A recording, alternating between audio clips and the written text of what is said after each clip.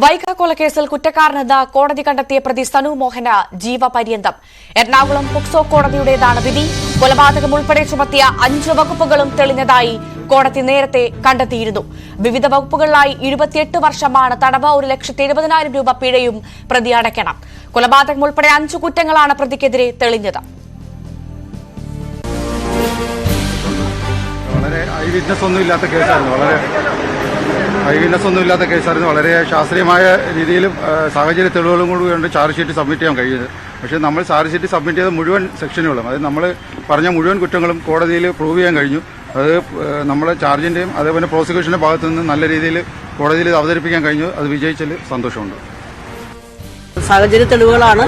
ആ തെളിവുകൾ എല്ലാം തന്നെ പൂർണ്ണമായും കോടതി മുമ്പാകെ ഞങ്ങൾക്ക് ഹാജരാക്കാൻ പറ്റിയിട്ടുണ്ട്. ആ തെളിവുകൾ പൂർണ്ണമായും കോടതി അംഗീകരിച്ചതുകൊണ്ടാണല്ലോ ഇത്രയും നല്ലൊരു വിധി, ഞങ്ങൾ പ്രതീക്ഷിച്ച വിധി തന്നെ തീർച്ചയായും വന്നിട്ടുണ്ട്.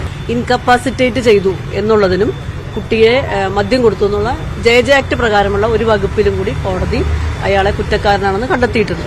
അതുമേലാണ് ടേം സെന്റൻസ് എന്ന് പറയുന്നത് 2 10, 1 5, 1 3, അങ്ങനെ 28 വർഷം ടേം സെന്റൻസ്. ആ ടേം സെന്റൻസ് പൂർത്തിയാക്കിയ ശേഷം മാത്രമേ അയാൾക്ക് ജീവപര്യന്തം ശിക്ഷ തുടങ്ങുകയുള്ളൂ. അങ്ങനെയാണ് കേസ്. പിന്നെ 1.7 lakhs റുപ്പീസിന്റെ പിഴയും ഉണ്ട്. അതും കൂടാതെ കുട്ടിയുടെ അമ്മയ്ക്ക് കോമ്പൻസേഷനും കോടതി യഥാപ്രകാരം, അത് അവൈലബിലിറ്റി അനുസരിച്ച് കോമ്പൻസേഷൻ കൊടുക്കാനും കോടതി വിധിനയത്തിൽ പറഞ്ഞിട്ടുണ്ട്.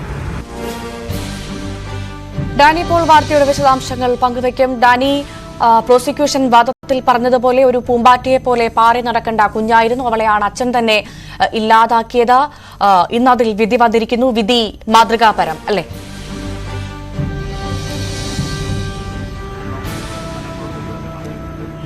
ഭവ്യ, അങ്ങനെ തന്നെയാണ് പ്രോസിക്യൂഷൻ ആ രീതിയിൽ തന്നെ വിലയിരുത്തുന്നു. കാരണം ഇതിൽ അപൂർവങ്ങളിൽ അപൂർവമായ ഒരു കേസായി കാണണമെന്നും പരമാവധി ശിക്ഷ നൽകണമെന്നുമെല്ലാം പ്രോസിക്യൂഷൻ കോടതിയിൽ വാദിച്ചത്. പക്ഷേ ആ രീതിയിലേക്ക് കോടതിക്ക് ഈ കേസിനെ കാണാൻ കഴിയില്ല എന്ന് തന്നെയാണ് വ്യക്തമായിരിക്കുന്നത്. കാരണം നേരത്തെയും ഇത്തരമൊരു വാദമൊക്കെ ഉന്നയിക്കുമ്പോൾ കോടതി ചോദിച്ചിരുന്നു ഇത് അങ്ങനെ കാണാൻ കഴിയുമോ എന്നത്. കാരണം പിതാവിനാൽ മക്കൾ കൊല്ലപ്പെടുന്ന കേസുകളെല്ലാം തന്നെ വീണ്ടും കോടതിക്ക് മുന്നിലേക്ക് പല സാഹചര്യങ്ങളിലും എത്തുന്നുണ്ട്. അപ്പോൾ പ്രോസിക്യൂഷൻ പറഞ്ഞു അതിൻ്റെ എല്ലാം തന്നെ സാഹചര്യങ്ങൾ കൂടി പരിശോധിക്കണമെന്ന് വാദത്തിനിടെ പരാമർശിച്ചു പോയിരുന്നു. പക്ഷേ ഇതിൽ ഇപ്പോൾ വിധി വന്നിരിക്കുന്നു. അതിൽ തികഞ്ഞ സംതൃപ്തിയാണ് പ്രോസിക്യൂഷൻ അടക്കം രേഖപ്പെടുന്നത്. കാരണം ലഭ്യമായ തെളിവുകൾ, സാഹചര്യ തെളിവുകൾ ഇതെല്ലാം തന്നെ പരിശോധിച്ചുകൊണ്ടാണ് ഇത് കടന്നുപോയിരിക്കുന്നത്. ചുമത്തപ്പെട്ട എല്ലാ വകുപ്പുകളും തന്നെ തെളിഞ്ഞിരിക്കുന്നു.